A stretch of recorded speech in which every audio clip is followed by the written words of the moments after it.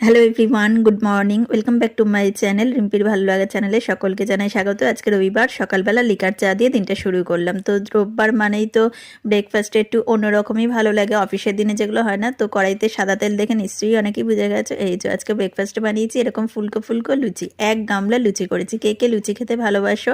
আর সত্যি বলতে এরকম ফুলকো ফুলকো লুচি কিন্তু শুধু শুধুই খাওয়া যায়, কিন্তু বোনাস হিসেবে সাথে যদি থাকে এরকম আর কি কালো জিরে ফোড়ন দিয়ে, কাঁচা লঙ্কা টমেটো দিয়ে আলুর মাখা মাখা তরকারি, তাহলে তো জাস্ট মানে টিফিনটা একদম জমে যায়। রোববারে সকালবেলা জলখাবারটা বেশ ভালোই লাগে। আর কার কার এরকম রেসিপিগুলো ভালো লাগে, এরকম মেনু? তো দেখো, মা বাবা তোমাদের দাদা সবাইকে দিয়ে দিয়েছে, এখন আমার খাবারটাও বেড়ে নিচ্ছি।